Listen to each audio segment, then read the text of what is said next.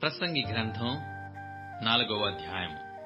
పిమ్మట సూర్యుని కింద జరుగు వివిధమైన అన్యాయ క్రియలను గురించి నేను యోచించి తిని, బాధింపబడువారు ఆదరించు దిక్కులేక కన్నీళ్లు విడుచుదురు. వారిని బాధపెట్టువారు బలవంతులు గనక ఆదరించు వాడెవడనూ లేకపోయెను. కాబట్టి ఇంకను బ్రతుకుచున్న వారి కంటే ఇంతకు ముందు కాలము చేసిన వారే ధన్యులని కొంటిని. ఇంకను పుట్టని వారు సూర్యుని క్రింద జరుగు అన్యాయపు పనులు చూచియుండని హేతువు చేత ఈ ఉభయుల కంటెను వారే ధన్యులనుకొంటిని.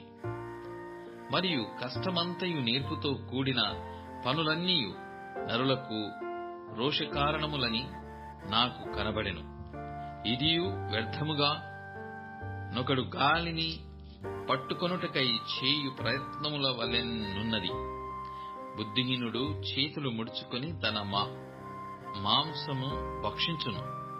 శ్రమయును గాలికైన యత్నములను రెండు చేతుల నిండా నుండుట కంటే ఒక చేతి నిండా నెమ్మది కలిగి ఉండుట మేలు. నేనాలోచింపగా వ్యర్థమైనది మరి ఒకటి సూర్యుని క్రింద నాకు కనబడెను. ఒంటరిగానున్న ఒకడు కలడు. అతనికి జతకాడు లేడు, కుమారుడు లేడు, సహోదరుడు లేడు. అయినను అతడు ఎడతెగక కష్టపడును. అతని కన్ను ఐశ్వర్యము చేత తృప్తి పొందదు. అతడు సుఖమనున్నది నేనెరుగక ఎవరి నిమిత్తము కష్టపడుచున్నానని అనుకొనడు. ఇదియు వ్యర్థమైనదై బహు చింత కలిగించును.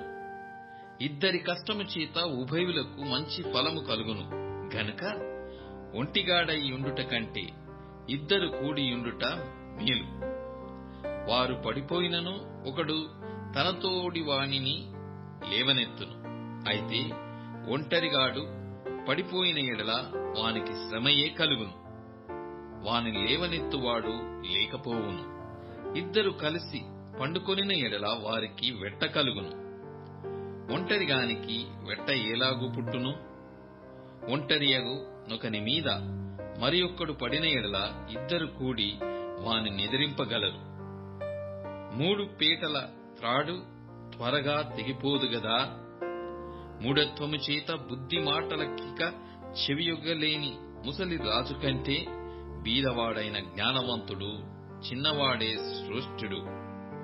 అట్టివాడు తన దేశమందు బీదవాడుగా పుట్టినను పట్టాభిషేకము నొందుటకు చెరసాలలో నుండి బయలువెల్లును.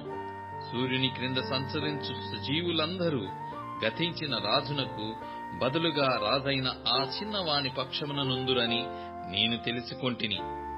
అతని ఆధిపత్యము క్రింద జనులకు లెక్కయే లేదు. అయినను తరువాత రాబోవువారు వీనియందు ఇష్టపడరు. నిజముగా ఇదియు వ్యర్థమే. ఒకడు గాలికై ప్రయాసపడినట్టే